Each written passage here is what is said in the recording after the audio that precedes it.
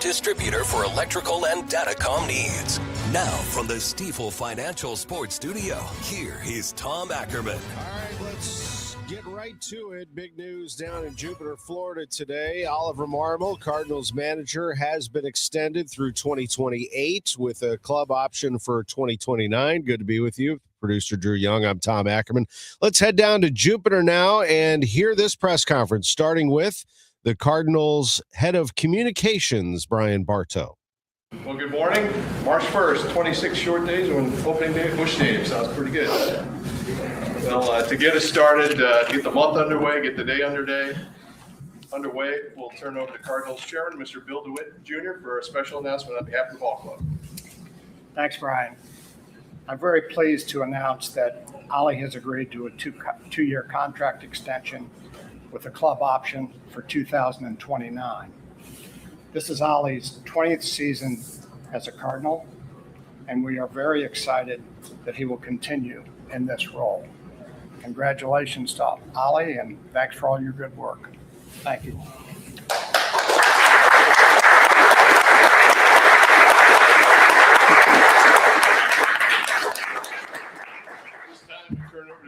Cardinals President of Baseball Ops, I'm Blue. Good morning, everybody. Thanks for being with us, both our good friends in the press, our staff, our players. Just to say a few words about today and about Ollie. Obviously, over the past couple of years, the uniqueness of my roles here and the progression of this seat has given me a chance to get to know Ollie before working with him in this capacity, and then obviously now working with him for a few months. And, you know, as Bill mentioned, this is Ollie's 20th season as a Cardinal. He understands what makes this organization special. He is a Cardinal through and through. And he understands that a part of what makes this organization great is competing relentlessly and always pushing to move forward and to set new standards. And the passion with which he goes after that is energizing and fun to be around every day. He's invested in what we're doing to get from where we are to where we want to go, invested in the progress of this core that we are building, and also invested in making everybody around him better and in being willing to push and challenge himself to grow and evolve. And in that respect, exemplifying exactly what we need to be about and exactly what we want everybody in this organization to do. So I'm very pleased to be able to announce this today. Pleased to continue to work with Ollie. Happy that Ollie and his family, Amber and their girls, are going to remain a part of the Cardinals family. And thankful to everybody here who has also invested in Ollie and made this day something that we can celebrate. So congrats, and excited to keep working with you, buddy. Appreciate it.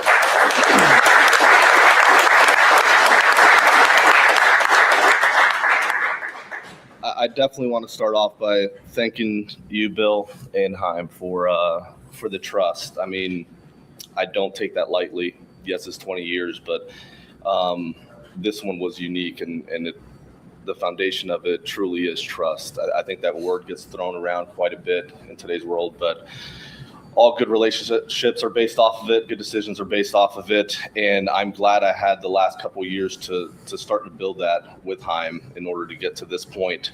Because at the end of the day, like, when there's transition like this, alignment matters a lot. And I can say with 100% certainty, there's a ton of trust and alignment in what we're doing. There's alignment in how we see the game. There's alignment in how we view the staff and just people and process. And that's the part that gets me excited, man. I do want to take a second. I spoke to the staff earlier before coming out here, but you guys are awesome, and you make this fun. 162 is an absolute grind, and I enjoyed doing this with this group, so thank you. A big part of me wanting to stay here and do this is sitting in this room, and I appreciate you guys, the players, being here, and I'm speaking to you. Man, like, being able to grow with you is what fires me up. Seeing some of you guys, the young guys, actually stepping into leadership roles and owning that clubhouse and taking that next step in your career and being able to do it together. Like, I want to grow with you and I want to win with you, and we'll do that together. That's the one thing I'm looking forward to. So I appreciate you being in the room. And then family, Amber and the girls, like I appreciate you guys continuing to be by my side through this whole thing. Twitter is ruthless, and you guys never waver, man. You guys are awesome at just understanding the sacrifices that come with this. So I just want to take a moment and thank you guys. The girls have probably learned some words along the way that we could have held off on, but thank you guys. Okay. But to this room, to ownership, to Chaim, you guys are awesome. I'm looking forward to what's next. So thank you very much. That's Ollie Marmol opening statement today, along with Chairman Bill DeWitt Jr. and President of Baseball Operations Chaim Bloom. 2-year contract extension begins next year, runs through 2028. There is a club option for 2029. He had his family, his team in the room as well. A lot of the players and staff came in to attend that press conference down in Jupiter. Thanks to Matt Pauley for feeding us the audio. When we come back, we'll visit with Bernie Miklasz, get his reaction to this contract extension for the Cardinals manager. Back in a moment. Sports on a Sunday morning from the Stifel Sports Studio. Carpal tunnel syndrome, heart failure that doesn't improve with common medicines. These are some signs and symptoms associated with ATTR-CM, or the cardiomyopathy of ATTR amyloidosis, a serious heart condition with symptoms that get worse over time. Amvuttra, vutrisiran, is a prescription medicine given by a healthcare provider that treats ATTR-CM in adults to reduce heart-related death, hospital stays, and urgent visits. In a clinical study, Amvuttra was proven to help people live longer and have fewer heart-related hospital stays and urgent visits over 3 years compared to placebo. Amvuttra lowers the amount of vitamin A in your blood, which can affect vision. Other side effects include pain in the arms or legs, pain in the joints, and shortness of breath. These are not all the possible side effects of Amvuttra. For prescribing information, call 1-833-256-2748 or learn more at amvuttra.com. Ask your doctor about Amvuttra for ATTR-CM. Have you ever wanted to go to the NBA Finals? Of course you have. Who hasn't wanted to go? It's awesome. And now is your chance, courtesy of FanDuel. All you have to do is use your profit boost on an NBA future, and you will be entered for a shot to win an NBA Finals trip for two. That's right, a trip for two to the NBA Finals. NBA futures let you lock in your pick for who you think is going to go all the way, whether that's the championship or conference title. You can take your pick by going to FanDuel.com/Missouri to get started. FanDuel.com/Missouri. Play your game with FanDuel, official sports betting partner of the NBA and of KMOX. Must be 21 or over and present in Missouri. No purchase necessary. Limit 1 entry. For Profit Boost token, opt-in required. Must apply Profit Boost token on select market. Restrictions apply. See full terms, including methods of entry, at sportsbook.fanduel.com. Gambling problem? Call 1-800-GAMBLER. Let's be honest. The hearing aid industry is broken. Overpriced clinics, pushy appointments, bills of $5,000 or more. That's the trap they hope you fall into. Don't let it happen. Audien Hearing is the escape. Their FDA-registered hearing aids cost just a fraction of the big brands, starting at only $98. Instead of paying as much as $5,000 plus all the doctor appointments and wasted time, you get what you need with no prescriptions, no office visits, no time wasted, and no crazy price tag. Call 800-700-HEAR.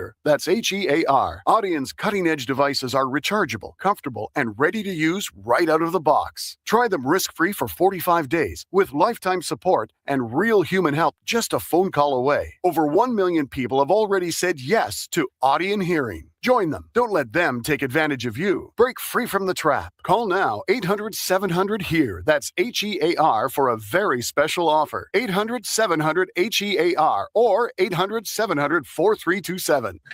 Is your furnace on its last legs? Don't wait for a cold night to find out. Jerry Kelly and KMOX are giving you the chance to win a brand new furnace this winter season. Just go online to KMOX.com/contest through March 1st. And nominate someone who you think deserves a brand new furnace. Sponsored by Jerry Kelly Heating and Air Conditioning. Win a brand new furnace. For more information and contest rules, just head to KMOX.com/contests. Now, back to the Gray Bar Sports on a Sunday morning on 104.1 KMOX.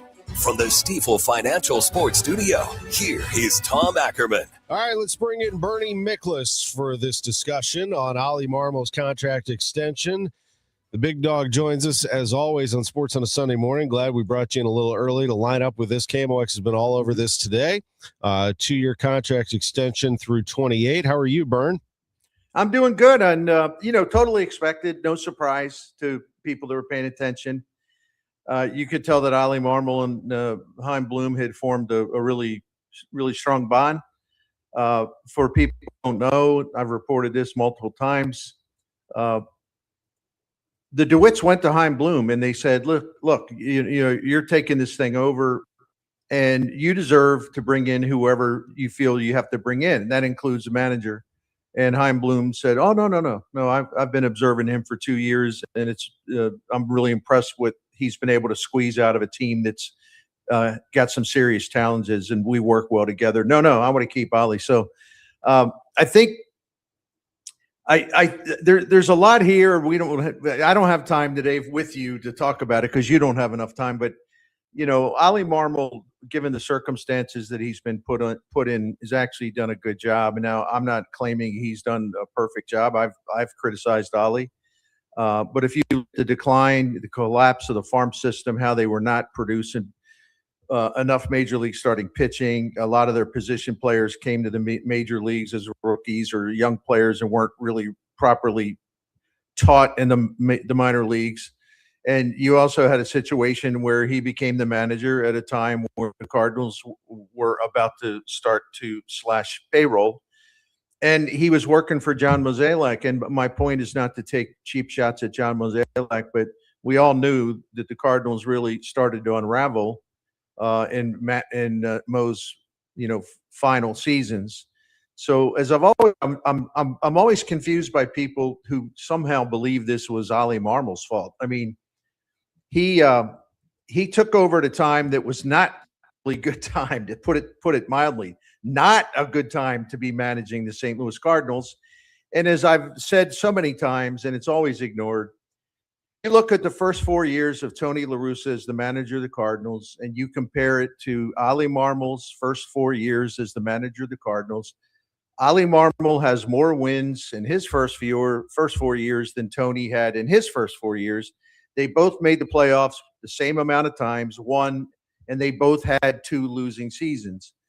But out there in social media land, of course, somehow it's been concluded among a lot of people that Ollie Marmol's terrible and he's everything that's wrong with the Cardinals. I don't get it. The facts say otherwise, actually. Look, I'm not going to sit here and rip on the Cardinal fan base because I know that there are a lot of different kinds of Cardinals fans. There are ones who are vocal on social media. There are some who understand this. There are some who don't understand this and are good people. I mean, I have had a lot of my friends text me and be like, "Why are they doing this?" So let me just say what you just said in a slightly different way. Chaim Bloom could have fired Ollie Marmol if he wanted to. Okay. Of course. And John Mozeliak hired Ollie. As you just said, these are 2 separate things. Chaim saw something, and there is an alignment and trust. Those are the words you're hearing thrown around. You're going to hear those a lot, but it's absolutely true. There is something. This is Chaim Bloom's decision. Then you're going to have to trust it. That there's something in Ollie Marmol that he sees in this development stage because, Bernie, this is a club option for 29. So you're looking at a 2-year probably project here developing this team, and there is no better fit. Bernie, he could have brought in anybody he wanted to. I mean, and you don't think Chaim Bloom knows pretty much everybody in this game today? Period. End of story. Exactly. And I think it says a lot about Chaim Bloom's personal character. Because when he took the job at the time that he took the job in advance, where he was sort of the president of baseball operations in waiting. Let's be perfectly honest here. He wasn't well known in St. Louis, and I don't expect that he would have been well known in St. Louis. I mean, he ran teams in the American League. He just wasn't on the St. Louis radar. So when he got the job as like the president of baseball operations and waiting, there was a kind of like, well, I'm not, I need to find out more about this guy type thing. We don't know him. And again, I understand that totally. But, there was a lot of talk. And listen, I did some videos at STL Sports Central because I'll be totally honest here. I didn't think that Ali Marmol would survive because I just assumed the way it works in this game is a new guy, a new boss comes in, and he's going to want to bring in his own guy, or he's going to want to make a clean break and start fresh. And so I was out there, and I would do the same thing all over again because what I knew at the time, there was very highly questioned whether Ali Marmol would survive. So you start looking at, well, would they ever think about Albert Pujols? Would they ever think about Yadier Molina? Or would Chaim Bloom hire his own guy, but it's maybe a manager or a young guy that's about to become a manager that no one's ever heard of? So I was even entertaining the possibilities. Okay, well, who could succeed Ali Marmol? And the fact that he could have scored points with probably the DeWitts, and he certainly could have scored points with a lot of Cardinals fans. I don't know how many, by either picking Pujols and Molina, because it would have been something that would have stirred and spurred and sparked ticket sales. It could have been done to boost business in a major way. Well, he didn't do that, and then the fans would have loved him. Oh, first move he brings in Albert. First move he brings in Yadi. A first move he brings them both in together. He didn't do that.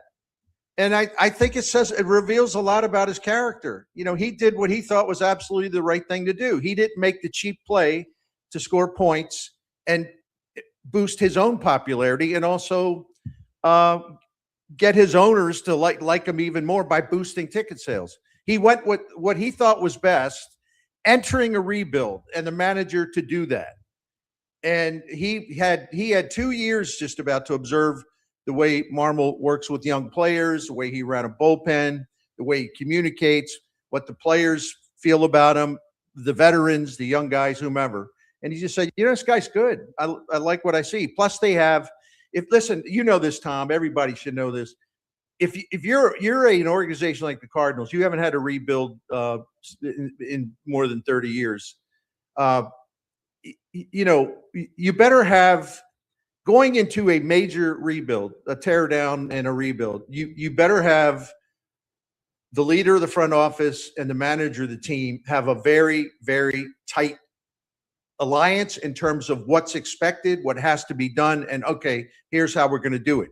You have to have that kind of working relationship, or the risk factor of the whole thing blowing up and being a failed rebuild, the risk factor would go up if you don't have that alliance, or that alignment, I should say, between your front office guy who's running it all and the manager. I'm going to ask you for the reasons why Ali is still this manager, like his positives, but I want to ask it in this way, if you can. What does Ali Marmol need to do? This is a fresh start for him too, quite honestly. So what does he need to do to get this team ready for, let's say, 2028 and making a run? Obviously he needs the talent, and here comes the pipeline and all that, but what do you expect from him? Let's put some expectations on him here as a manager over the next 2 seasons. Well, I can't put a number on it as far as like quantifying by win totals. No, what he's got to do, Ali Marmol is now, and I believe, and I've said this on KMOX, and I've actually said this to Ali himself. I said, listen, I think you're in the sweet spot as the manager of the Cardinals, because Ali has always wanted a chance to manage where you have a Bloom type operation where the Cardinals are totally up to date. They're modernized. Chaim Bloom, as we all know, has dramatically upgraded their player development system and everything they need to do better in that. All the things the Cardinals were missing or didn't have, or they were lacking in comparison to teams they were trying to beat, they now have those things in place. Not that everything's going to kick in right away, but just look at one off season and what that did for the farm system. So Ali Marmol finally has the front office operation that will give the manager and the coaches a totally fair shot to be at their best and to win as many games as they can, because there'd be no excuses. You don't have the tools. The farm system is outdated. We don't have enough instructors down in the minors, blah, blah, blah. So what Ollie's going to have to do, and Ollie's always been a teaching type of manager. I mean, he comes from the George Kissel line. He's a Cardinal his entire life. He loves to teach and he loves to work with young players. So it's his kind of team too. And that's why he's so compatible for this job. But now that Chaim Bloom has done an incredible job in a short time of filling in everything the Cardinals were missing structurally and organizationally, Ollie Marmol over the next couple of years is going to have to show that he can take what he has now, which he did not have before, and can make these young players better and can move this rebuild onto more positive ground, maybe a little sooner than expected. It's all about getting better, and it's all about getting the most out of the young players that you have now and the young players that are on the way. Our Bernie Miklasz visits are sponsored by Saliga Heating and Cooling and by Stewart American Mortgage. Last week, the U.S. won the gold medal minutes before the show. This time, the Cardinals announced a contract extension for Ollie. If this trend continues, I'm just going to put you in the 10-15 slot, because I don't mind being a leadoff hitter. I'm not going to bunt as the leadoff man. Yeah. I'm going to take big swings usually, So that's right. Anyway. No, I love the timing of this for our purposes here on the air, so we can stay on top of this. Bernie, you're the best. Have an awesome Sunday, my friend.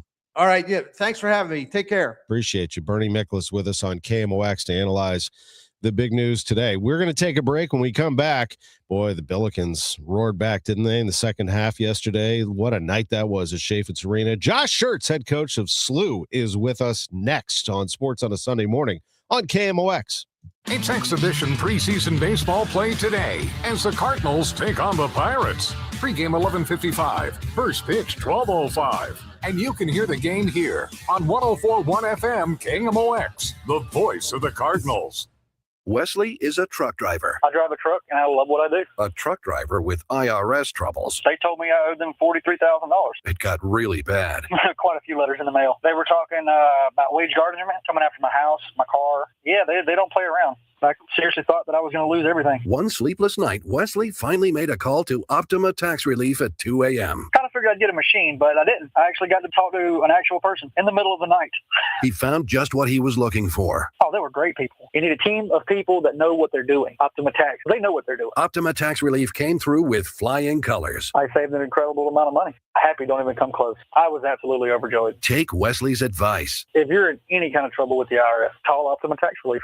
Don't trust anybody else. Call Optima for a free consultation. Call 800-348-0269. 800-348-0269. 800-348-0269. Optima Tax Relief. Some restrictions apply. For complete details, please visit OptimaTaxRelief.com. Hi, I'm Jim Brennan with McKelvey Homes. It's a great time to buy a brand new home, and Cottleville Trails has everything you've been looking for. Located at Highway 364 in Guttermouth, you will love the 5 lakes, pools, playground, and Francis Howell schools. It's a community where you know your neighbors. Take your golf cart or walk the trails to downtown Cottleville for coffee, dinner, or lunch at Menino's Market, my new favorite sandwich shop. Visit McKelveyHomes.com. It's time to move up to McKelvey. Get 5 quarts of Valvoline Full Synthetic Motor Oil and a MicroGuard Select Oil Filter for just $36.99. Limit supply. O'Reilly Auto Parts.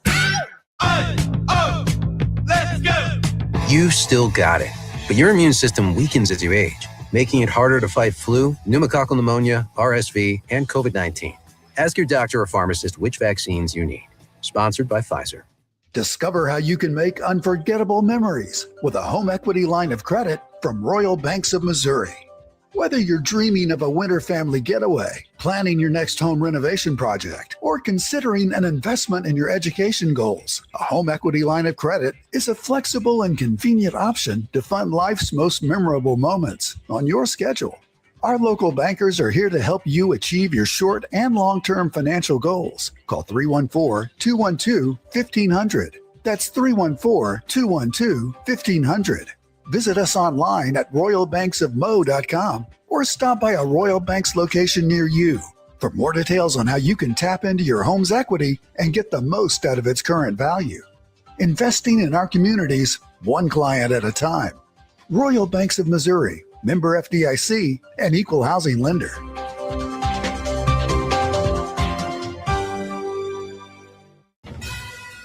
Now, back to the Great Bar Sports on a Sunday morning on 104.1 KMOX. From the Stifel Financial Sports Studio, here is Tom Ackerman. You know, I think the second half adjustment thing's a little overrated, but I will say that my halftime speeches are maybe the best in the world, and that's what's happening. And my pregame speeches stink. Oh, my goodness. I love it. Billiken Report, sponsored by Royal Banks of Missouri. We welcome in Coach Josh Schertz with his words yesterday after a victory over Duquesne. How are you, Coach? I'm doing good. How are you, Tom? I'm doing great. I love that line right there. I think that was well said. You know, everybody always wants to know what you said at halftime, what you say to the team to propel them to victory. The Billikens win the game 91-76. I think so. Troy Robertson and I speculated that this was more tactical, that you found a way to get Robbie Avila free, and he was able to explode in the second half to help your team to victory. Part of it, as you beat Duquesne yesterday. Yeah, I mean, it wasn't a huge adjustment. I think it was more of, Rob being aggressive, maybe moving Rob around a little more to some off-ball stuff. And then, they went zone, which he got we got him in transition twice. He got loose against the zone twice. And so it was a little bit of a hodgepodge of things. We moved Rob off the ball some, to get him in some screening actions. But, mostly it's just, the game flow and how the game comes. And, it's a long game. I mean, there's, I said this, there's ebbs and flows in every game. It's rare, not saying it's impossible, but rare that, tip to buzzer, you come out and just, play perfectly and dominate the game and cruise along and are never challenged. And particularly, when you play really good teams, and Duquesne's a really good team. And they played very, very well too. Not only they're a good team, they played extremely well. It's imperfect, and you're going to have your moments where you're really, playing at a high level. You're going to get knocked down some. So your ability to kind of absorb that and keep going. But I think, we haven't obviously gotten off to good starts. We have to be better there, and I thought, in terms of Robbie and halftime, I think it was a variety of things all coming together. The zone, losing him in transition some, moving him off the ball some, but all those things together, he was awesome in the second half, obviously. He was. You talked a lot about physicality in that Dayton game, and coming into this game, Duquesne, first of all, they're knocking down threes. That Terrence Ginyard, I could watch him all day. He is some player. He is really, really fun to watch. But they were physical, and so you made a pretty quick move there, getting Paul Otieno involved, not to mention Kellen Thames. Yeah, I mean, Paul's our most physical guy. Dion's physical. He's just small. Paul has a physicality about him. I knew going in we were going to, we had to get Paul more minutes. I do think the physicality piece has been missing for us. We've not been as good in certain areas. And, I've said this before, we're not the most physical team in the world. Robbie's not a physical guy, really outside of, of Paul and Dion and some when Amari's turned up, it's not the most physical group in the world, but we've played with a lot of toughness, and you don't have to be physical to play with, maximum toughness. And I think we have that across the board. We're not the strongest team. We got a lot of skinnier guys. You look at Kellen, you look at Brady, Ish, and those guys. Trey's obviously small, but we've got to play with some toughness. But Paul brings a physicality and force we needed, and I thought he was terrific last night. But he also was against Santa Clara. The bigger games where these teams are bringing out size, that Paul Robbie lineup's been really good for us, and they were terrific last night. I thought Paul was, Robbie will get a lot of the headlines, deservedly so, but you can make a case that Paul was the most impactful guy to winning for us last night. Yeah, he was special last night. What do we make of Amari McCautry sitting for the final 20 minutes of this game? It's just a game decision. My job's always to do what I think's best for, us to win that particular game. There's no hidden message or that's going to be, the case the rest of the way. But, for last night, I felt like, playing the guys we played gave us the best chance to beat Duquesne. And that could be different. Obviously, every game presents its own, its own separate entity. So, it doesn't have any bearing on what's going to happen Wednesday night or moving forward from there. But certainly, we need more guys playing well. We need more guys playing with force. We need more guys dialed into what we're doing defensively, the level of urgency, the level of physicality, the level of detail, the level of effort we have to play with. And we need guys playing to that on an every possession basis. And if they don't, they won't play. It doesn't matter who it is. And we've had guys, maybe a little bit more magnified with Amari, but Robbie's, had to sit down the stretch of games. I don't think Trey came in the last 13 minutes against VC. I mean, you go down the list. Every guy has had their, Quentin against Davidson. I mean, you could go down the list. Every guy has had their times. They haven't played much, but, and it's not your night every night. But I think Amari will bounce back and be ready to go. And certainly our team is the best version of itself when he's the best version of himself. I can see that absolutely. And you're absolutely right. There's been a lot of that going on this year, making the decisions. I thought that one of the best plays of the game, actually calls of the game, was from, and he has such a high IQ, and I'm sure Brady knew this, but Ishant Sharma signaling immediately when that ball was rejected and he went back to retrieve it at midcourt to shoot it because the shot clock was still going. And he drains a near 50-footer. And then if you watch the replay, Sharma is pointing, shoot it. And he lets it go with his dad sitting in the seats. I mean, what an incredible moment that was. Yeah, it was a huge momentum one. It was a huge momentum shot for us. It was similar to, the one Q made late in the first half. I can't remember what game it was, but to send us into halftime, he drilled one. Maybe it was George Washington, I think it was. And and so Q sticks that out. That Brady shot was a huge momentum one, 40-34, gets knocked to half court. He gets there and drills a 50-footer half court shot basically to cut it back to three and gave us some momentum going to halftime. And yeah, Ish's intelligence, I've said many times, he's in that Robbie realm, which is, there's not many guys. I've coached 28 years now, not many guys that I've coached, not 10 for sure, that are in that realm of, basketball IQ, but Ish is certainly very much there. And I think Brady, obviously super intelligent guy as well. They both knew, but that was a really heady play, and it wound up, obviously paying, in that game was a huge part of, I think, giving us some momentum back there late in the half. Q had a nice game, didn't he? Terrific, terrific to play 33 minutes. I thought he got downhill, he got to line 10 times, 17 points, didn't turn the ball over in 33 minutes, which I thought, was really good. His defense was solid. He's like everybody, they're learning, and when we're still learning, you have 10 new guys on this team, and Q's come from two situations. He's never been in this. He won 10 games his first 2 years of college combined. 5 each year. So he's never been in these circumstances, playing meaningful games late. He's really adjusting and acclimating. I thought he was terrific last night. His defense was really good. He took great care of the ball, didn't turn it over. I had to play 33 minutes because of some of the other stuff. And I thought he was awesome. He and Paul were probably underratedly, two huge cogs outside of Robbie in terms of where we were able to get to. Really, really fun game. And now you sit here at 26-3. You have more league wins than the school has ever had in a conference season. You're 14-2. You still have work to do to lock up the regular season title. And while the buzz will be back about your NCAA tournament chances, based on what I saw a couple of years ago with Indiana State, I don't believe anybody for anything. I mean, and I don't know how you feel about it, but moving forward, looking at March, how do you view your situation? I mean, you just got to concentrate on what's in front of you. Like I always say, there's a lot of amateur, bracketologists out there that are, I've heard, we have to win every single game now to get in the tournament. If we lose any of these last two and anything in Pittsburgh, we're out. Somebody said if we lose to Mason and lose in Pittsburgh, we're out. I mean, I don't, I can only read what I read. There's some that are a little better than others. Do I think we're locked into anything yet? No, we gotta, to win the league, we gotta take care of business, on Wednesday night. That's a big thing. We take care of business there. We clinched the number one seed in the regular season championship here in the A-10, which is obviously a huge accomplishment if we can do it. We have 2 chances to do it. Might as well try to take advantage of one at home. In terms of the at-large stuff, most of what I've seen, has us pretty clearly in the field as a 7 or 8 right now.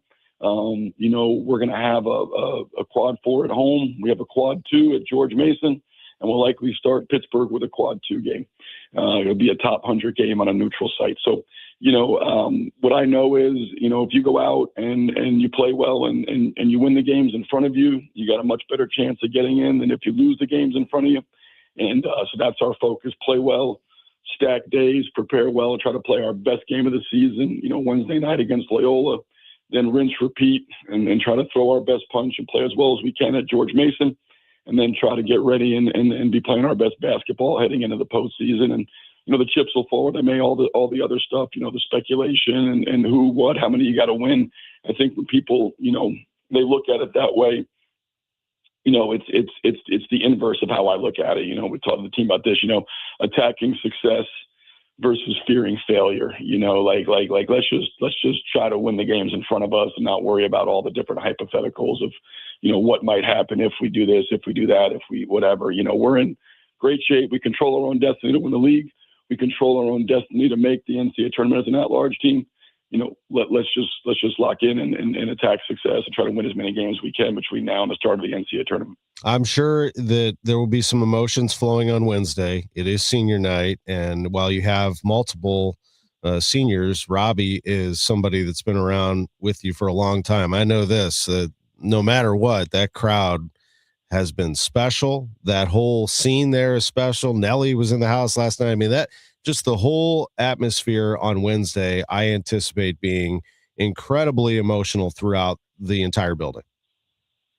Absolutely. It'll be it'll be an emotional night, I think, for everybody. Obviously, Robbie, 4 years together and the last 2 years here. I think last night, that was his 100th win in college, over the last 4 years.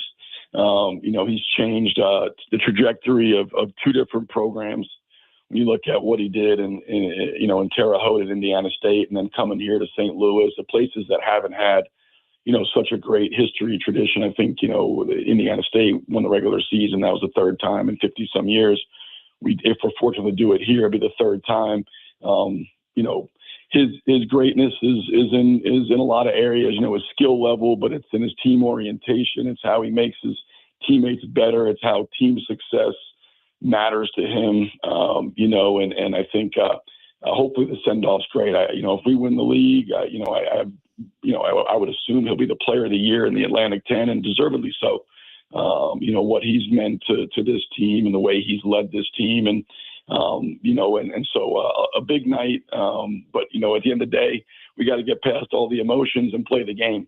And that's got to be the focus, is trying to win the game, because we know what's at stake in terms of the league and in terms of the NCAA tournament. And so every game here late's magnified, win or lose. And so our whole focus is on, trying to put our best foot forward and beat a Loyola team that we know is going to come out just like every team we've faced here down the stretch and play their best game of the season against us. We got to be ready to absorb that and throw our own punches and compete inside the game and try to find a way to win a league title. And if we do, be a great night of celebration for not just our team, but our fans, as you said, have been amazing for us. And we're not in the position that we're in, have a chance to do what we have a chance to do Wednesday night without our fans. It's not a coincidence. We're 18-0 at home. Coach, it has been a great experience all around. There is still more to come. Happy March to you. Hope you have a great month. Best time of year. Can't wait. See you soon, Tom. See you soon. Josh Schertz with us. Our visit sponsored by Royal Banks of Missouri. We'll take a break. When we come back, we'll talk more college basketball, but also college hockey with Jason Coomer, the athletic director at Lindenwood University. Back after this. I'm Dave Glover, and I see clearly now thanks to the doctors, Dr. Greg Birdie, Ranjan Malhotra, Robert Brisati, and Andy Royer. You can too. Just go to youridoc.com. For residential and commercial heating repairs, service, maintenance, or installation, contact Air Comfort Service Heating, Cooling, and Installation. With over 50 years of HVAC service, get in your comfort zone this winter. Visit aircomfortservice.com. That's aircomfortservice.com. My name is Whitney Allen, and I'm a widow. My husband, Ryan, died. We never thought we'd ever have to use life insurance, but the unexpected happened. With Ethos, signing up was fast and 100% online. You can get a quote in seconds, apply in minutes, and get same-day coverage. No medical exams, and you can get up to $3 million worth of coverage. I'm grateful we were prepared. Get your free quote at ethos.com/radio. That's ethos.com/radio. Paid spokesperson. Time spent on application may vary. Online health questions required. Hola, amigos. Brad Evans here. Check out this booming voice and Pat Boyle on BetMGM tonight, covering the biggest sports stories from coast to coast, live and interactive on the free Odyssey app, discussing NFL offseason news and getting you ready for the madness in college hoops. BetMGM tonight with me, Brad Evans and Pat Boyle, live and interactive, Monday through Friday night, starting at 6 Eastern, presented by BetMGM. Always live on the free Odyssey app and watch on YouTube at BetMGM tonight. Every child deserves a childhood. Make-A-Wish creates life-changing wishes for children with critical illnesses. A wish sparks a ripple of hope that transforms communities far and wide. When we grant wishes together, we create a movement of kindness, strength, and unity. Join us today at wish.org and be part of a journey that truly changes lives. Now, back to the Great Bar Sports on a Sunday morning on 104.1 KMOX. From the Stifel Financial Sports Studio, here is Tom Ackerman. What a great visit with Josh Schertz, head coach of the Billikens. What a thrilling win last night for SLU, 91-76. Elsewhere in college basketball, Missouri, they are locked in now, I think. 88-64 win at Mississippi State. Biggest SEC win for them all season. And they've now racked up 10 SEC wins. That really should be the magic number for them. They're 20-9 overall as they hammer the Bulldogs 88-64. A trio of local OVC teams get the job done. SIUE beat Eastern Illinois 77-50. Southeast Missouri State topped Tennessee Tech 89-73. And the Lindenwood Lions go to Macomb and beat Western Illinois. Final of that one was 91-69. And with that, we bring in the athletic director at Lindenwood, Jason Coomer, joins us on KMOX. How are you, Jason? Great, Tom. Appreciate you having me on. Absolutely great to have you on. How about the Lions? Not only the men, but the women, both playing high-level basketball this season.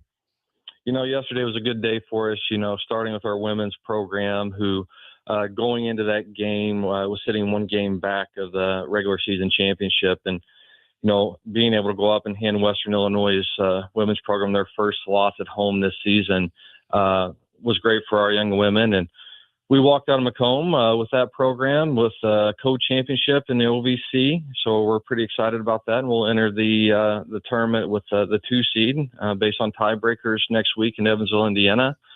And then, game 2 with the men just came out from the very beginning, was firing on all cylinders and was able to get away with a big win there as well. So anytime you can win on the road, it's a great day. Jason, the OVC just keeps getting better and better, it seems.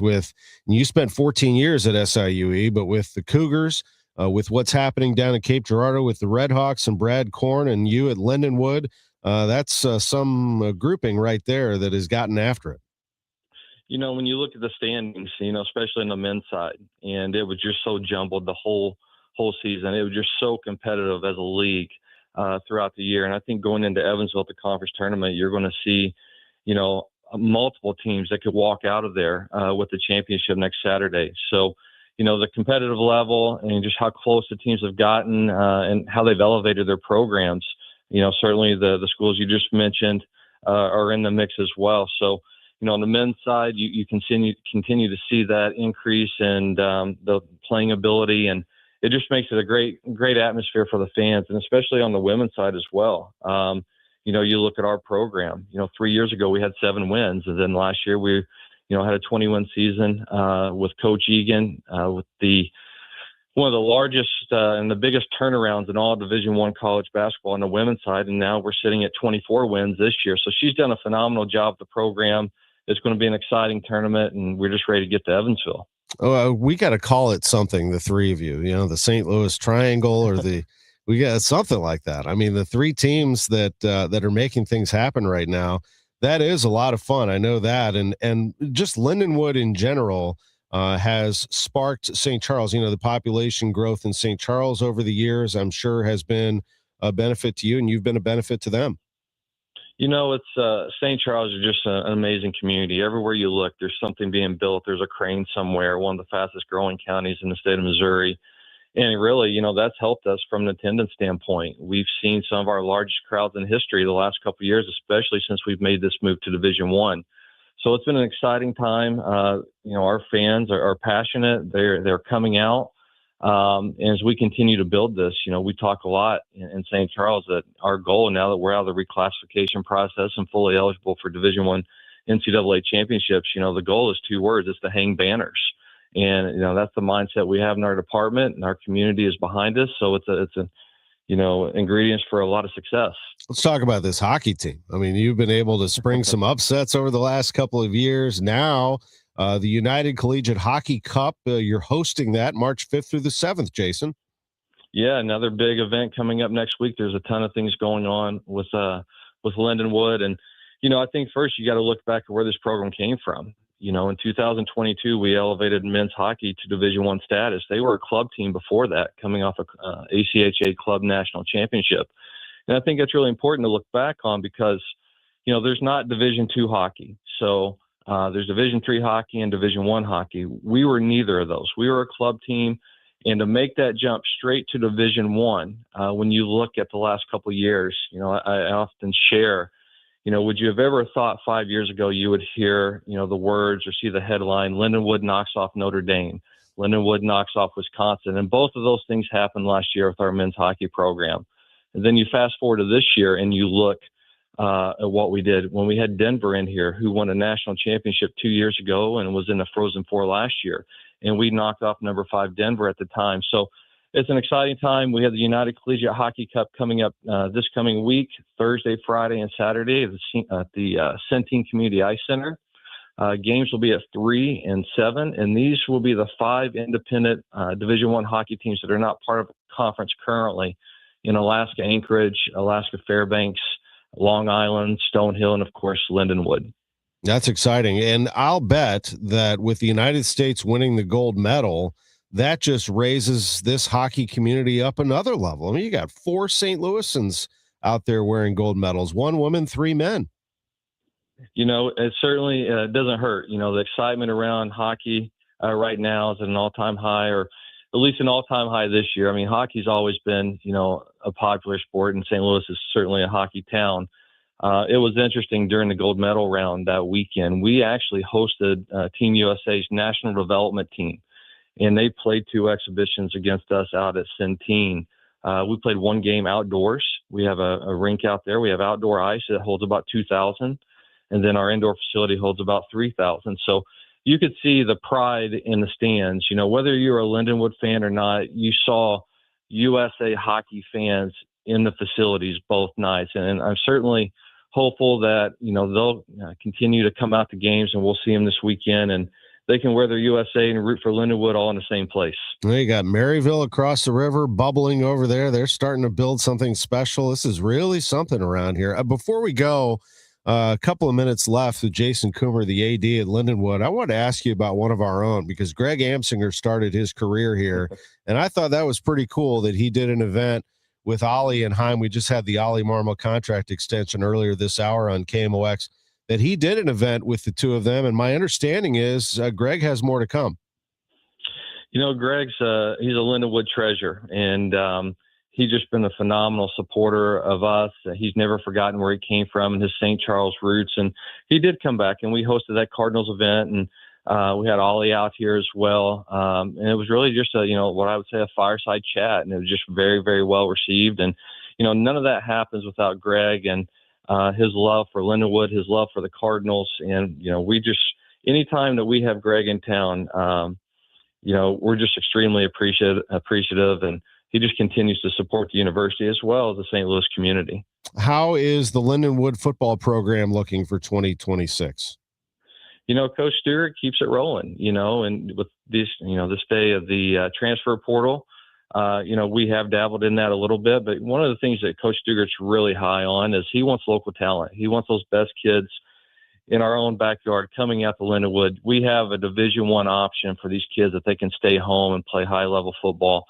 And, one of the things I'll tell you about Jed is, he certainly, not only is he phenomenal on the field, X's and O's, but, he develops young men, high character, and we do not have a high rate of transfers. We have a very good culture that he's established, and, I think that bodes well for the future. We've continued to improve ever since we got in this Division I landscape, and I don't expect anything different next year. We have a schedule. We'll have SEMO at home, which will be a huge rivalry game, and typically sells very, very well.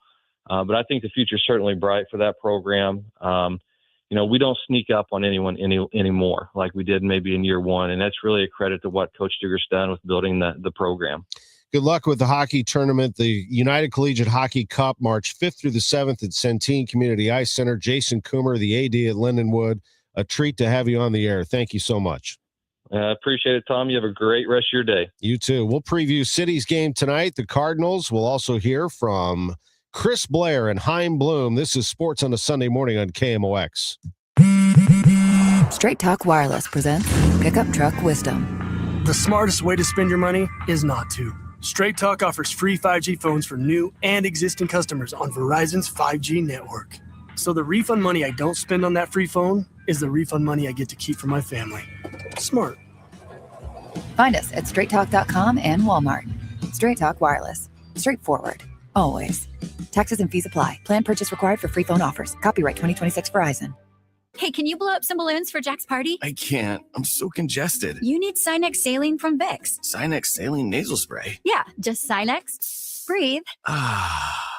Sinex Saline instantly clears everyday congestion associated with colds and year-round allergies with a gentle, ultra-fine mist that's no mess and easy to control. Daddy, we need more balloons. On it. Enjoy life's important moments without congestion. Try Sinex Saline from Vicks. Just Sinex. Breathe. Use as directed. At Gray Bar, we know your time is money. That's why our services go beyond parts and products. With kitting, pre-assembly, wire carts, and Gray Bar smart reels that keep you moving. We stage materials and manage logistics so you can spend less time sorting and more time installing. And with locations nationwide, we deliver when and where you need it, working to make your job easier every step of the way. Yep, Gray Bar does that. Do you owe back taxes or have unfiled tax returns? The IRS won't quit until they get your money. Here's great news, fresh from those in the know. Major changes have happened at the IRS. If you owe more than $10,000, you may be eligible for a 99% reduction of what you owe. Haven't filed a return for a while? Their happy clients are talking. The IRS was going to levy my bank account, but Guardian was able to prevent that and fix all my IRS issues. Thanks again, Guardian Tax. Need relief from crushing tax debt? The IRS now has special programs. Guardian Tax knows all about them. Personal or business, this is the fresh new break you've been hoping for. We aren't the company you call when you need a hug because you're scared of the IRS. Guardian Tax is the company that wins when you need it most. Guardian Tax Service is really great to work with. They really help me out. I'd recommend them highly. Call now for a free confidential consultation. 800-499-1424. 800-499-1424. 800-499-1424. Hey guys, it's Dave from The Glover Show, trying to explain The Glover Show. So when I was a younger man,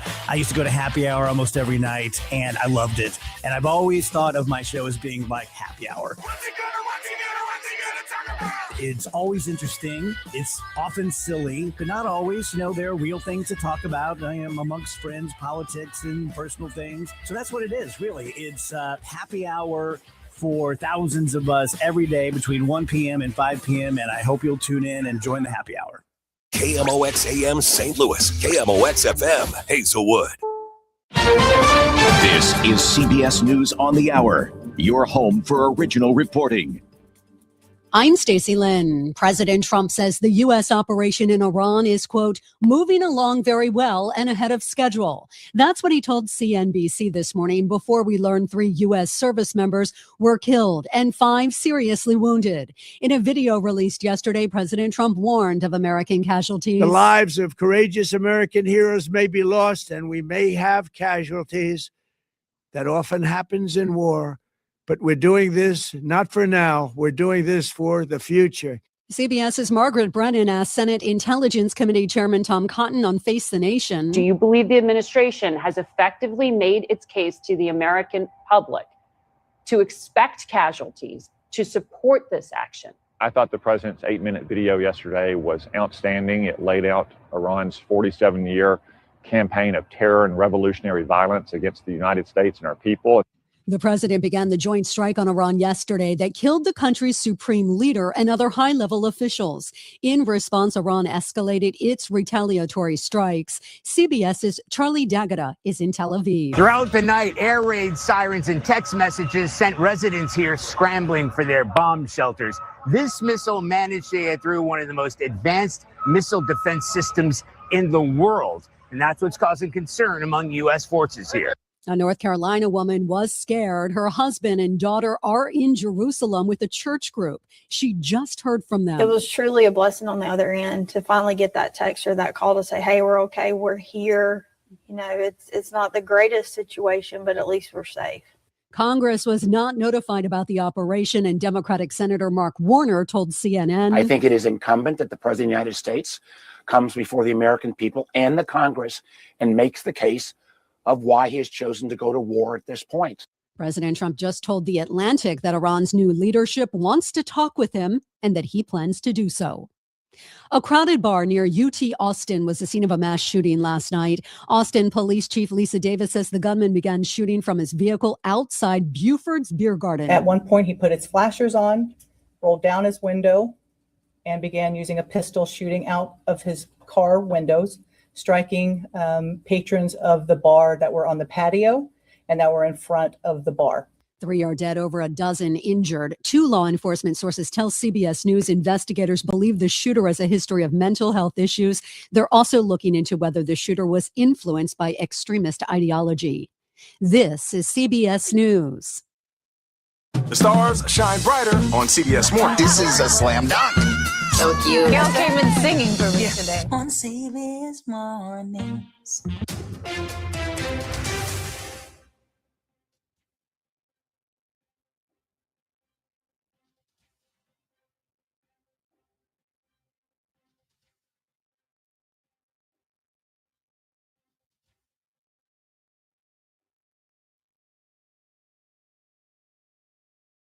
I don't see this just turning into a situation where a week from now we're humming right along. I think we're going to live with the consequences of these actions for several years to come.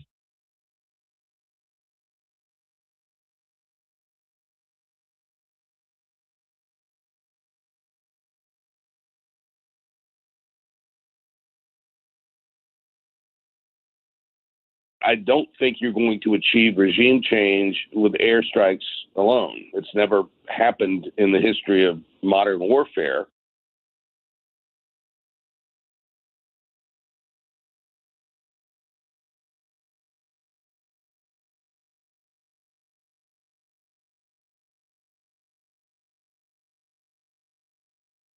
Cardinals manager Oliver Marmol is sticking around for a while, agreeing to a contract extension through the 2028 season with a club option for 2029. Cardinals chairman Bill DeWitt Jr. says this was the right time to give him an extension going into what was the final year of his previous contract. Wanted to make sure that everyone knew Ollie's our guy long term, and I think it's very helpful rather than somebody on the end of their term, and frankly, we want to lock him up too. As the club rebuilds with a young roster, Marmol says he's the right man for the job. I feel like I'm built exactly for this moment in Cardinal history, to be quite honest with you. I feel like our staff is. When you go up and down this group, they're passionate about development, and a lot of us came up through the system doing exactly that. Marmol is now the third longest tenured manager in the National League, behind the Dodgers' Dave Roberts and the Diamondbacks' Torey Lovello. In Jupiter, Florida, at Cardinal Spring Training, Matt Pauley, KMOX Sports. KMOX AccuWeather this afternoon will turn out cloudy. It will be cooler than recent days, high 47. Tonight through early tomorrow morning, periods of rain mixing with some snow and ice, especially north of the city, but there could be up to an inch of accumulation. Roads mainly wet in the city, but to the north there could be slick spots, low 35. Later tomorrow, clouds linger, 47, and some rain and thunder near 70 on Tuesday. From the Saliga Heating and Cooling Weather Desk, I'm AccuWeather's Bill Dagger on 104.1 FM, KMOX.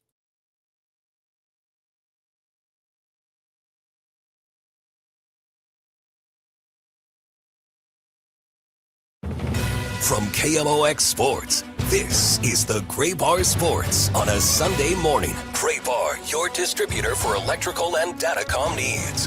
Now from the Stifel Financial Sports Studio, here is Tom Ackerman.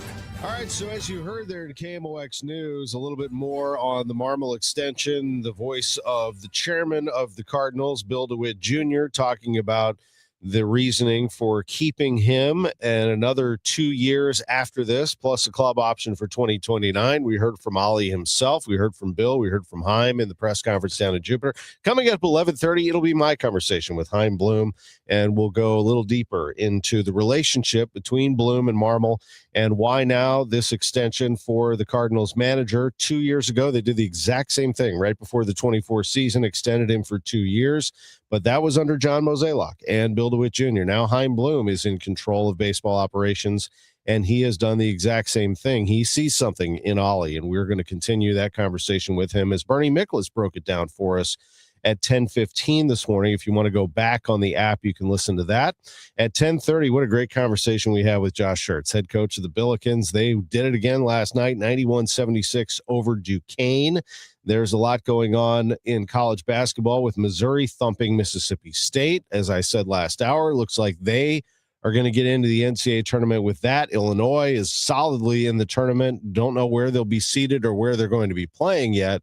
But the loss to Michigan shouldn't hurt them too much unless they were expecting to be, playing in St. Louis or a 2 seed or something like that. I mean, they're going to be knocked down just a peg there. But it's going to be interesting. I mean, you look at this top 25 right now. You have, I think, a solid number one in the country right now in Duke. Duke just put it on Virginia and not only exposed Virginia, who's ranked 11th in the country. They were 25-3 before that game, by the way. And they got absolutely slaughtered yesterday by Duke at Cameron, 77-51. But Duke establishing itself as a real power. Now, Jerry Palm in his last bracket last week had Duke as a 1 and SLU as an 8, playing each other in the second round, if SLU were to get by SMU in the first round. I'll be curious to see what Jerry has in the upcoming brackets tomorrow. You're going to have to go through the powers at some point if you're SLU and you get into this tournament. And Duke would not be pleasant necessarily, but if you want to make your way to the Final Four, you got to beat these big giants. But Duke at number 1. The number 2 team in the country is Arizona, and they looked every bit like that. I mean, they whipped Kansas yesterday, 84-61. That game was over in the first 5 minutes. Arizona was just running up and down the floor doing whatever they wanted, and Kansas is big and athletic and strong, but they could not run with the Arizona Wildcats, who lost at Allen, and they were not going to lose again. The number 3 team in the country, now you look at Michigan after what they did at Illinois and say, oh my goodness, that could be your national champion. I mean, that team is scary good, and they have all the pieces. They have all the pieces to do it. Iowa State is ranked 4th in the country, and they, after everybody's touting them and elevating them, they lose at home to Texas Tech 82-73, and it wasn't that close. I mean, Iowa State had to put 44 on the board in the second half just to make it a single-digit game. They were down 16 at halftime at Hilton Coliseum to Texas Tech. Texas Tech starting to put the pieces together. And they beat Iowa State. Texas Tech's ranked 16th in the country. 5th-ranked team in America is Kelvin Sampson's Houston Cougars, who had lost 3 in a row before gathering themselves and then destroying Colorado yesterday by 40, 102-62. Colorado isn't very good. 6th-ranked team in the country. Who do you think that is? UConn. Don't forget about UConn. UConn absolutely could be in the Final Four and could win it all. Really, to me, it comes down to, and UConn had to slip by Seton Hall, but they're fine. I mean, they're tough, still well coached, built for March. To me, it comes down to Duke, Arizona, Michigan, UConn. With all respect to the rest, I think those are the 4 that you pay closest attention to and say, who's going to knock them off? But I'll tell you, the team that's surging right now that looks almost unstoppable is Florida. Florida, who lost to Mizzou earlier this year, has not lost a game since January 24th when they fell at home to Auburn. Before that, their previous loss was January 3rd in Columbia against Mizzou. They lost 76-74 in that game. They ripped off 5 in a row after that. Then they lost to Auburn, and they haven't lost since.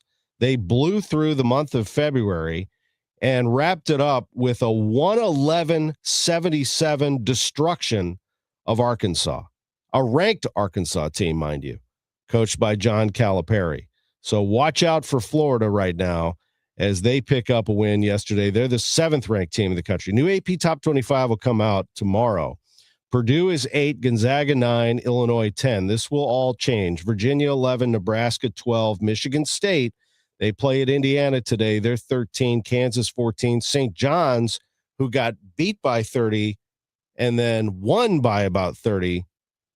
I don't know that I see that ever, the way that they shot as poorly as they did and then shot extremely well as they did in the next game.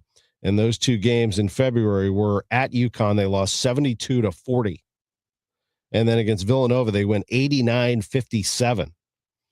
They are ranked 15th in the country. They're an up and down team, as you can see. And then the rest of the top 25, SLU is 23 at the moment. They're 26-3, 14-2 overall. So college basketball is going to be fun. They're going to have Arch Madness here. March 5th through the 8th at Enterprise Center. Belmont is the number 1 seed. Everybody else plays today to figure out where they're going to be seated. There's a log jam at 2 and at 3 and at 4. So we'll see how they all go at Enterprise Center coming up. There's a lot happening, including St. Louis City SC. They play tonight at San Diego. We'll have it for you on Y98 FM with a preview. Here's KMOX's Jen Cease. St. Louis City SC heads west this weekend for a big test against San Diego FC, a team that loves to control the ball and score goals at home. But head coach Yohan DeMay says don't expect City to change their identity. We're going to be ourselves. We're going to go there, try to impose our style the same way they're going to try to do that as well. And the game is dynamic, so I know that on 90 minutes there's going to be moments. Are we going to suffer? Yes, probably. Are they going to suffer? I hope so too. So it's just making the most when the dynamic is in your favor. San Diego has 9 goals in 3 home games and looks sharp early this season, but DeMay says this is exactly the kind of matchup this group wants. There will be moments where City has to defend, moments where they have to press, and moments to capitalize in the final third. The message is simple. Stick to the model, trust the work from preseason, and go compete. With the City Spotlight, I'm Jen Cease, KMOX Sports. Thank you very much, Jen. A 1-1 draw with Charlotte in their last game, and now at San Diego tonight at 8:15. On Y98 FM. There's so much happening. The Blues play today at Minnesota, 4:00 face-off for them. NASCAR about to get underway at Circuit of the Americas in Austin. We're going to go there next with Chris Blair, the general manager of Worldwide Technology Raceway, who has 100 days until his IndyCar race at that track.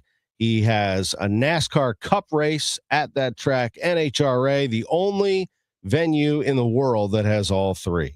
And that, again, will be happening in 2026. Chris Blair in Austin, Texas, talking about his St. Louis track, Madison, Illinois, Worldwide Technology Raceway. When we come back, it's sports on a Sunday morning from the Stiefel Sports Studio.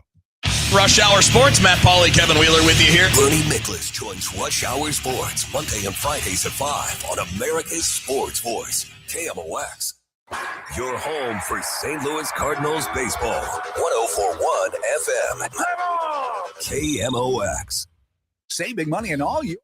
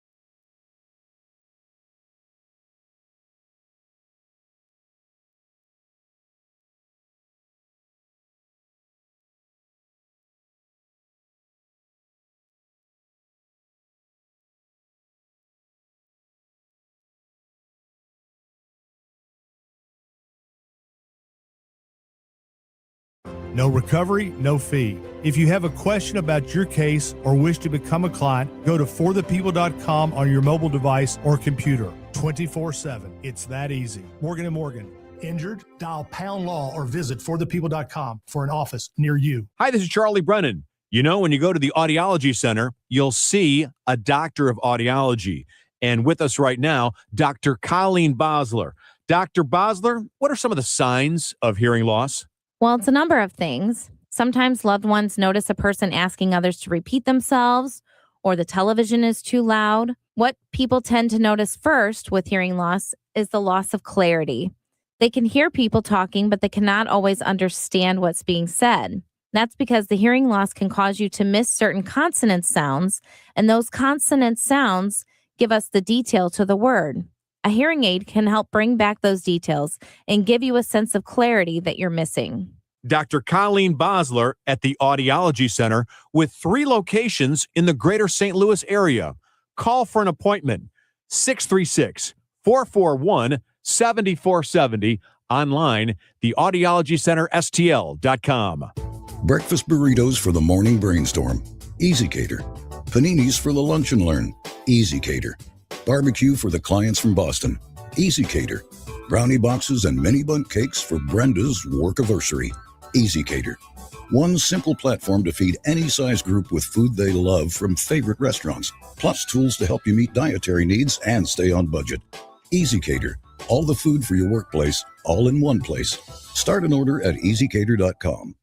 Thy ticket, Lady Jennifer of Coolidge. Well, many thanks, good sir. Hereeth my Discover card.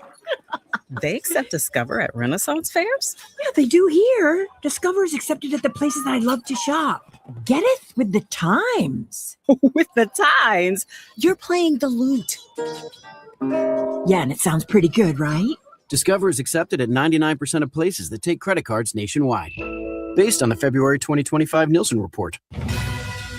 Now, back to the Great Bar Sports on a Sunday morning on 104.1 KMOX. From the Stifel Financial Sports Studio, here is Tom Ackerman. Back on the show with producer Drew Young. I'm Tom Ackerman. It is Cardinal baseball coming your way at 11:55 this morning. The Cardinals and the Pirates from Roger Dean Chevrolet Stadium. Right now, we're going to head to Circuit of the Americas, Austin, Texas, NASCAR's first road race of 2026. And we're joined by the general manager of Worldwide Technology Raceway in Madison, Illinois. Chris Blair is with us. How are you, Chris? I am absolutely wonderful, Tom, because it's sunny and it's March and you're talking about baseball and I'm at a race. So I absolutely love it. Oh, that's awesome. Shane Van Gisbergen, he is the road course dynamo on this NASCAR circuit. Everybody expecting, oh, wait a minute. Tyler Reddick in the pole position. What is with this guy? He's now going for a record. He could be the first driver to win the first 3 races of a NASCAR Cup season. Well, and that's what amazed me. I wasn't expecting that. And then I went back and I was taking a look at some of Tyler's performances here at Circuit of the Americas. And over the course of the new car era, since they've been running here, he's like the number 1 guy in overall lap after lap performance. He's always running at the front. He just really hasn't been able to pull it off here. So, hey, based on the hot streak that he's on and his car owner, Michael Jordan, being one of the luckiest guys on the planet, it's I'd give them a pretty good shot today. They could do this. They absolutely could. He won there in 2023. That's right. Chris, okay. What's going on with 2311 racing just in general? You just alluded to it. He's very fortunate, Michael Jordan, but he's a winner and he's pumped. I mean, this is really a change, not only in what we're seeing in terms of winning here, but, we all know about the lawsuit that happened and a change in NASCAR structure, so to speak. Well, a big part of this, though, what I'm looking at, it's Tyler Reddick. Tyler is really they're settling in with that team. He had some incredible performances when he was racing over at RCR. And since he's been here with 2311, he's been able to get settled in. He had a tough year last year. He had a baby that was having some health issues. He was a little bit distracted trying to take care of things on the home front. this year, everything's going well, and Tyler is just an amazing racer. And we saw that. He grew up in DuQuoin, Illinois, racing dirt tracks around our area. And he's always just been a hard racer. I think it's all finally coming together, his experience with that team and all the things that he's been doing. I think this is more or less, Tyler announcing that he's arriving, and his experience and his expertise with these cars, I think, is helping that team. And you see that his teammate Bubba has been running up front. He's been having a hard time closing some of the deals. But it's kind of reminiscent of last year. Christopher Bell won 3 races in a row early in the season. And I think these Toyotas, they just come out of the box quick. And Tyler's in the right place, right time, good driver. I think it's all coming together for them. NASCAR back to road racing, Circuit of the Americas today, their first road race of 2026. And Chris Blair is there representing Worldwide Technology Raceway and the St. Louis area. You have your own NASCAR Cup race. That'll be on September 11th weekend. As we look forward to that on September 13th, it's going to be that weekend of the Enjoy Illinois 300, another playoff race for you. And I know that you've run a bunch of these now. You're an experienced GM when it comes to cup races, Chris. Oh, yeah, and that's one of the great things about being here and walking around the garage area, talking to a lot of the folks. They really love coming to St. Louis. They love our racetrack. They love Southern Illinois. They really appreciate what we've been doing. And one of the great things about this, too, Goodyear brought a really good tire to our race last season, and the drivers were able to go places they had never been able to go before on our track. This year, we've got some additional horsepower. They're going to be 750 horsepower. I'm going to actually talk to a couple of the drivers today, trying to figure out a few of the things, what they're seeing. I think after we get through Phoenix and we see what this new setup is going to be like, we're going to have a little better understanding of what it could do for our race. But I think it's going to make the racing even better. And you're hearing about some of that here with this as well, with the additional horsepower they're getting on the road course. It's changing the dynamic of the race. So there's going to be some exciting things going on with our race that weekend. September 11th, 12th, and 13th at Worldwide Technology Raceway. I do note that September 12th is the Cardinals Hall of Fame enshrinement. And while Albert Pujols and Yadier Molina are on the ballot, you can vote for one every time that you log in, but they will induct as many as 2. And it feels like a foregone conclusion that the 2 are going to go in together the weekend of your race. So I would imagine you're going to have a lot of people milling about in downtown St. Louis and vice versa. That could be one festive weekend if it all comes together. Well, one of the things that I'm hearing from a lot of my friends who are fans and fans from other areas, a lot of times they're asking us, are the Cardinals at home the weekend of the race? And there's a lot of people that are excited now that they found out about this aspect, with the Hall of Fame inductions. There's a buzz about it because people love to be able to come into the area and do a lot of other things, both on the Illinois side as well as on the St. Louis side. And so this is going to make just an absolutely amazing weekend. There's a lot of concerts in town that week. We have the Confluence Music Festival at the track, Cardinals baseball, NASCAR racing. It's really going to put a spotlight on the whole region that weekend. I will mention also that one Michael Jeffrey Jordan was at the race last year. Now, he was not in the public eye. This was not blown up in the press or anything. He was privately in and out of there, but he was there. I had a spy spot him with his own eyes. Well, I think what you're going to see too, this year we're seeing Michael everywhere. He's out on pit road at Atlanta and Daytona. When your cars are running up front, you're more likely to get out and be seen. So I'm expecting you'll probably see Michael right there on pit road during our race, walking through the garage area and checking it all out. Chris, recently you hit the 100-day mark before the Bommarito Automotive Group 500. Your IndyCar race is back at Worldwide Technology Raceway. Can you believe it's the 10th running of this race, Tom? Wow. And you remember what that first one was like. And this year there's, even more importance on our race. We are the only race in all of motorsports that's broadcast on network primetime.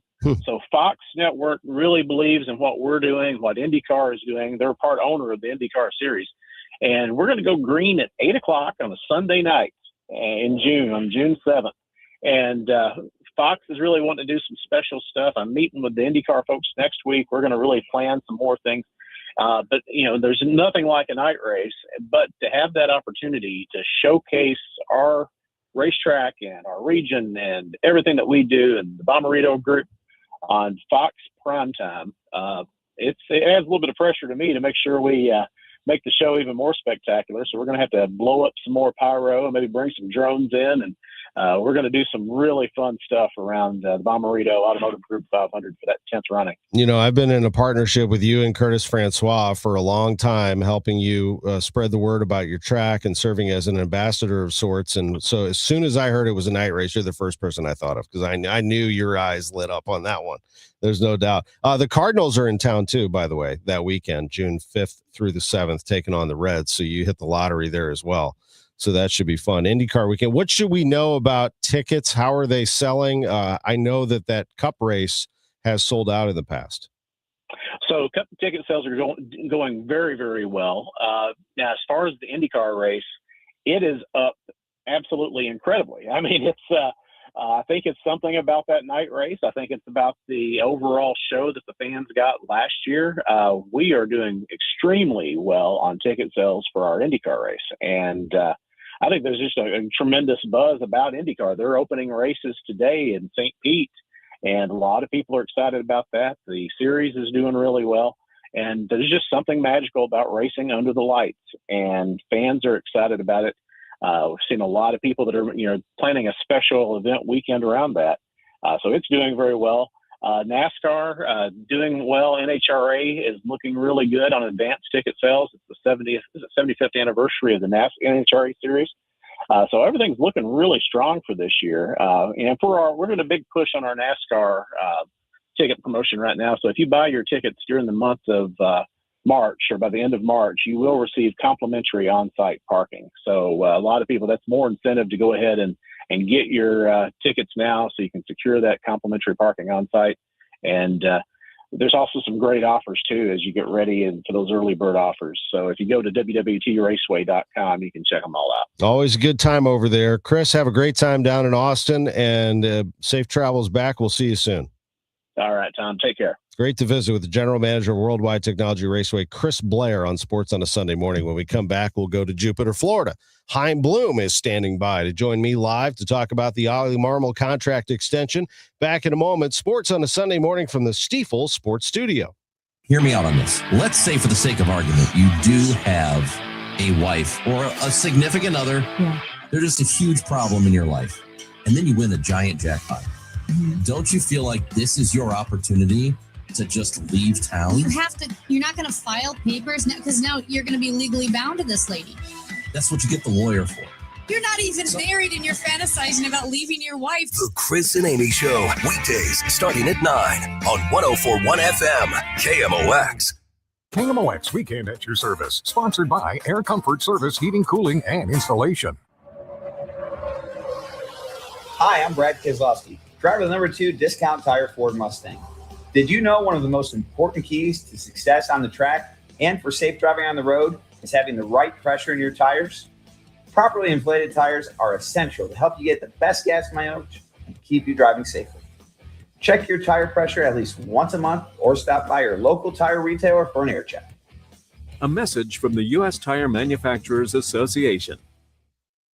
Chesterfield Fence and Deck. The sign you have the very best is Chesterfield Fence and Deck. This is Tom Ackerman for my friends at Chesterfield Fence and Deck. They've been in business since 1968. And when you've been in business that long, that means you're doing something right. And what they do right is deal with you and do the best, absolute best customer service presentation they possibly can do. They're so nice to work with. Chesterfield Fence and Deck also has its own trucks and tools, its own trained installation crews, operates out of its own 2 distribution warehouses, and their large showroom, which is located in Chesterfield Valley, is spectacular. It's a place where you can walk through. It's large. You can walk through. It's like you're kind of heading down somebody's neighborhood. You see the sunrooms, the screen rooms, the fences, the outdoor kitchen. Oh, yes, I said outdoor kitchen. The possibilities are endless with Chesterfield Fence and Deck. They're going to make your deck or patio or outdoor space look unbelievable. All of their products are guaranteed by a 5-year labor warranty and comprehensive material warranties. Sit outside, listen to the ball game, and enjoy your new fence, new deck, new patio, new sunroom, new screen room with Chesterfield Fence and Deck. Mention me, Tom Ackerman. You'll receive a special discount for the month of March 48 months interest-free financing on your next outdoor project with Chesterfield Fence and Deck. Hey, can you blow up some balloons for Jack's party? I can't. I'm so congested. You need Sinex Saline from Vicks. Sinex Saline Nasal Spray? Yeah, just Sinex. Breathe. Sinex Saline instantly clears everyday congestion associated with colds and year-round allergies with a gentle, ultra-fine mist that's no mess and easy to control. Daddy, we need more balloons. On it. Enjoy life's important moments without congestion. Try Sinex Saline from Vicks. Just Sinex. Breathe. Use as directed. Now, back to the Great Bar Sports on a Sunday morning on 104.1 KMOX. From the Stifel Financial Sports Studio, here is Tom Ackerman. Busy day here at KMOX and certainly in Jupiter, Florida. Let's head back there now and talk some baseball. Now, a St. Louis Cardinals spring training report, sponsored by St. Louis Composting. Composting, growing gardens and making memories. And by Happy Roof. We always create happy endings on the voice of the Cardinals, KMOX. And joining us live is Cardinals President of Baseball Operations, Chaim Bloom from Jupiter, where the Cardinals take on the Pirates today for a 12:05 start. Hello, Chaim. Good morning. How are you? Doing great. Busy day for you. Big news day today as Ollie Marmol receives a 2-year contract extension. It'll start next year. There's a club option for 29. How long has this been in the works, Chaim? A good while, actually. Obviously spring training sometimes is extension season, but this is something fairly early in the off season, just working with Ollie. Thought, from my seat that this is something that made sense organizationally. Obviously, we had some other business we had to take care of throughout the off season, so we were able to come together and get it done now. But, we've been talking about this for a little while. And this happened a couple of years ago. I remember sitting down for lunch, got the alert that there's going to be a press conference to announce an Ollie extension. That was in 24. That was under a different president of baseball operations in John Mozeliak. So you've had 2 years to observe, to follow. What did you observe over that time that led you to this decision? Yeah, bottom line, I've enjoyed working with him. It was great to be able to get to know him during that time when I was in the advisory role, and obviously only been a few short months working with him in this seat, but it's been a lot of fun. And, it's nice to have had the chance to get to know him and see him from that other chair and just understand what makes him tick. Obviously wanted to stay out of his way and not make life confusing for him when I was in the advisory role, but just to understand him as a person and as a baseball person, get to know him was really helpful. And, you have someone here who, this is going to be his 20th season with the Cardinals. So he understands what this organization is about, what separates it, what has separated it historically, but also with that, understanding that what needs to separate this organization, what always has, is us leading the way and us setting the standard. And that involves growing and changing and pushing forward. And he's committed to that. He and I have found a lot of alignment in terms of understanding, look, I've said it before, we're not where we want to be. To get there, there's some things that we're going to need to do. We have a lot of alignment on what we need to do to get there. And then I think the other thing that I would point to is, we talk a lot about growth and change, and it's something that you want from every person in the organization. We're going to beat the competition if we can learn and grow and adapt and evolve better and faster than they do. But to do that as an organization, that's going to require the people in the organization to be willing to push themselves and to look in the mirror and be willing to grow and not think of themselves as static, but think of themselves as constantly moving forward and constantly trying to get better. And he exemplifies that on a daily basis, and that's made it a lot of fun to work with him. I was going to ask you that. You've done a really nice job on this show of taking us behind the curtain. Let us in on how involved he is on what's happening in the front office, what's happening in the minor league system. You mentioned on a daily basis, obviously he's got a lot to look over, but how is he involved organizationally with you? Well, in that seat, I think he should be involved. I've tried to bring him into a lot of the things that we've been doing. A big part of what we're trying to build here is just a top to bottom consistency, knowing, again, this organization always wins. As you've heard me say many times, we win with our own players and we win with the players that we grow. And that's going to be easier to do if we have that feeling top to bottom. And honestly, this organization has cultivated that culturally for a long time. So we have to keep feeding that and updating it. And so as I, over the past year plus, got a chance to start making some changes and hopefully trying to spur some progress in player development, I wanted him as a part of that. I wanted his insight. I wanted him to know what we were doing. And then that's made it more natural now. Some of the things that we were able to do, in some cases through trial and error, in some cases through some new voices, new faces, some of the things we were trying to do in player development, allowing us to be more focused and more purposeful and helping every individual player. Well, now we're adapting some of that to our big league environment and building processes there to do some of the things that we did down below last year and building them in a way that's going to be functional in the big leagues. And having him involved in that last year is now making it very natural to scale these up to our big league environment. And he's been an awesome partner in that. He is going to be 40 on July 2nd. So he's still a very young manager, but no longer the youngest manager in baseball. But he's been at this for a while now. I mean, if you look at it, not only has he been a big league manager at 22, but he's been part of the big league staff since 19, maybe before that. Before then, I think. And then of course, that year, but managing the minors. Before that, a player in the big. This guy's been a Cardinal for 20 years. Yes, this is season number 20. It was a 2007 draft. I am slightly older than him, old enough to remember when he was in the draft, coming out of College of Charleston. So, obviously, it's look. I have the benefit of this as well. That it's a blessing to still be someone who at least some people might call relatively young. Not my kids, but some people, and have had a lot under your belt in this game. You earn that, I think, by, obviously good fortune and also some hard work and getting some of those opportunities, and to be the type of guy that as a player, the organization recognizes that when this guy's playing career is done, we got to keep him in our uniform. We got to get him coaching. And then when you start out as a coach, to be someone that the organization wants to empower as a manager, and then so on as a big league coach, and then ultimately as a big league manager, you just earn that by how you go about your business. One more question about Ollie, and this is a personality question, but what is he like? And my observation of him is he's very open and honest. I feel, whether we're talking on or off the record, an honesty from him in that he recognizes his own growth as a manager. How far has he grown, and how does that communication happen between the two of you?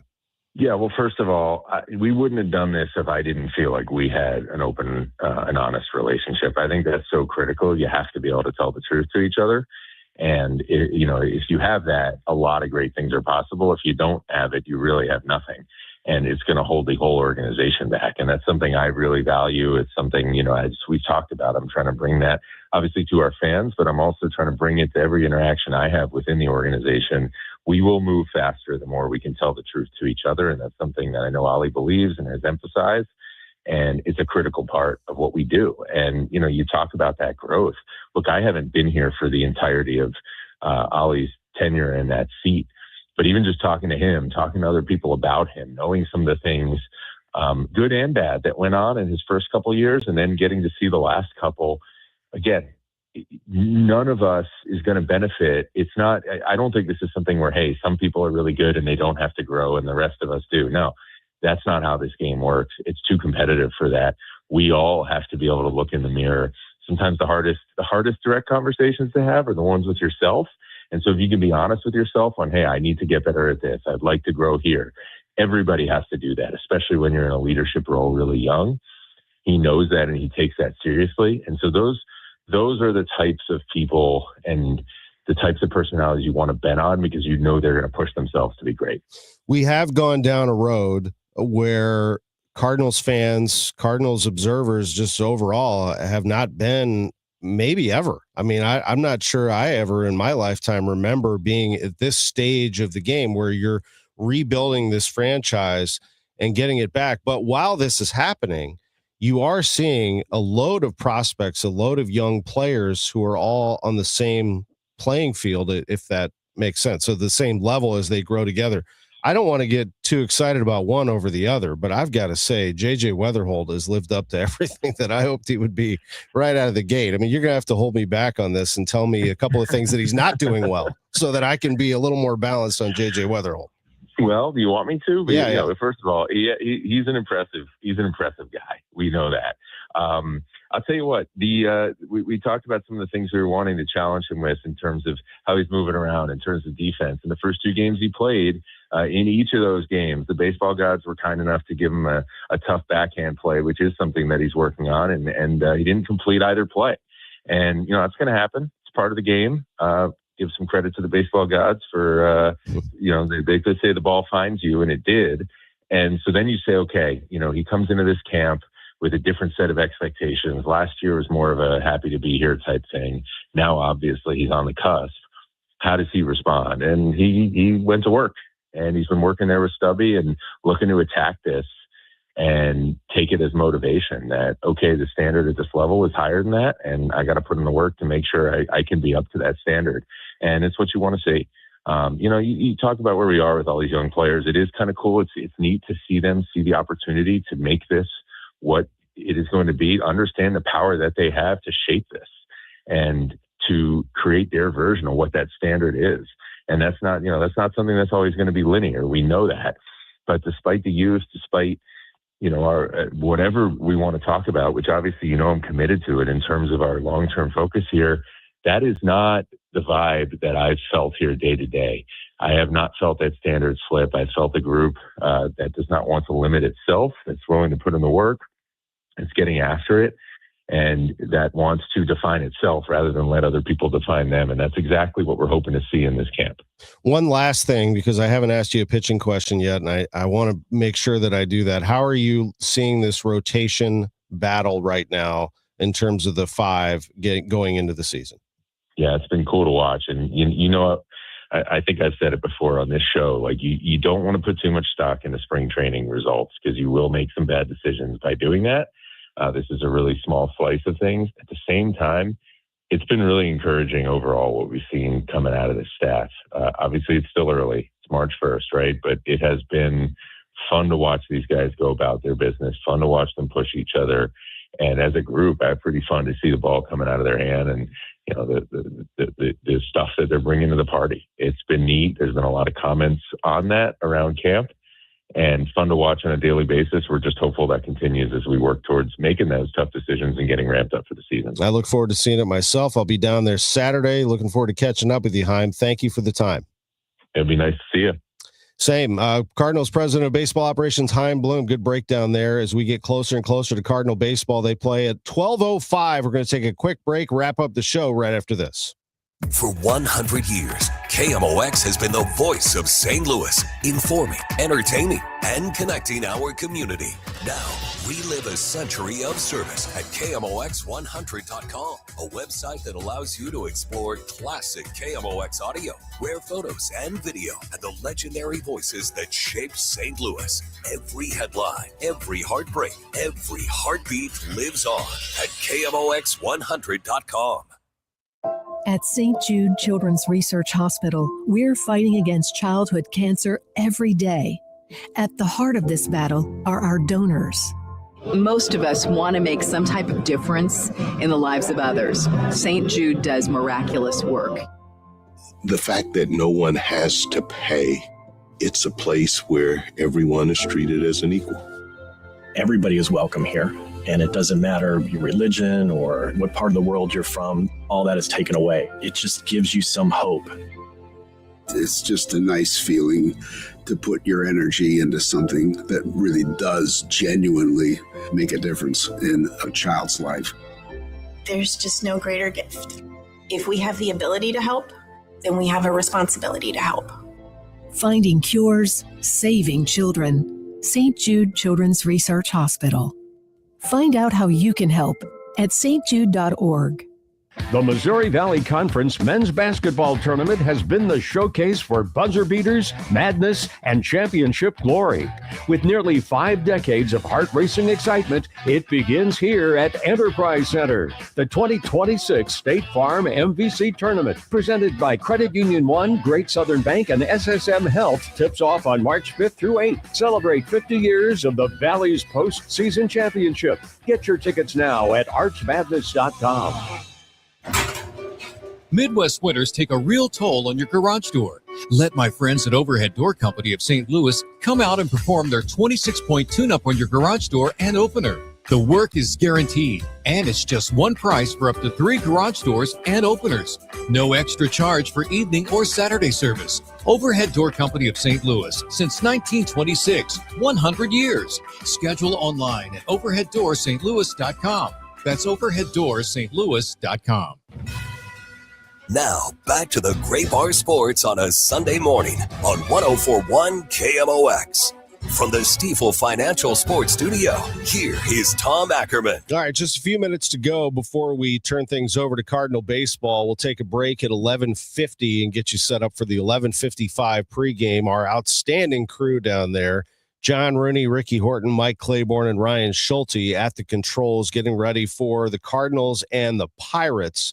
The Cardinals and the Pittsburgh Pirates at Roger Dean Chevrolet Stadium. Kyle Leahy is the starting pitcher today for the Cardinals, and the Cardinals lineup looks like this. Ivan Herrera is going to lead off, and he will be Leahy's catcher. You ready for that? Leahy to Herrera today, and he will bat leadoff and play catcher. Why is he leading off? Because they want to get him as many at-bats as possible. That's why they do that. He's not a leadoff hitter. Mason Wynn's going to be your leadoff hitter. Remember how much abuse I took from the guys about Mason Wynn as a leadoff hitter? I guess he wasn't ready then, but he's ready now. Ramon Arias is the third baseman today. He's batting second. Arias is not Nolan Arenado at third, but he looks pretty darn close to me based on some of the highlights that we've seen through the years. He's a Gold Glove third baseman, and he's going to be playing third today and batting second. Nolan Gorman, who hit a bomb last week, is your DH. He bats third. And then Jordan Walker is in right batting fourth. Jose Fermin at second base batting fifth. Joel Pozo back at first base sixth. Nathan Church in center field seventh.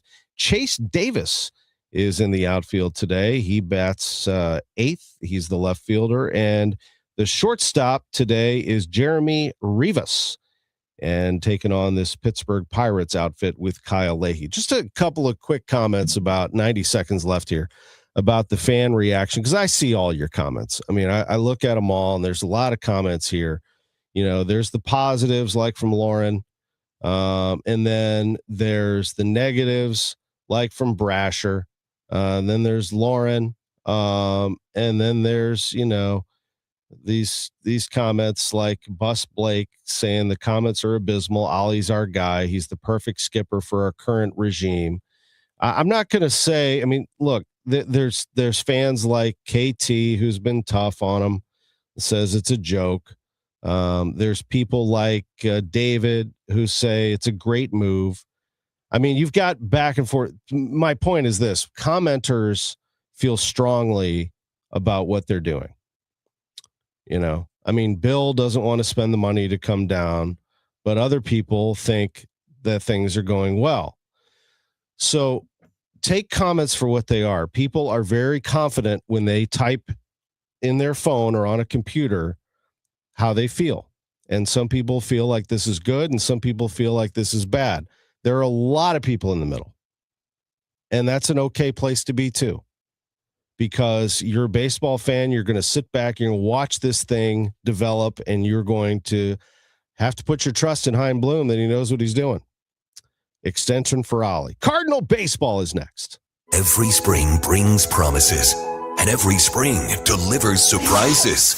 This year, the Cardinals are writing a new story, and there will be plenty of surprises. Matt Pauley is in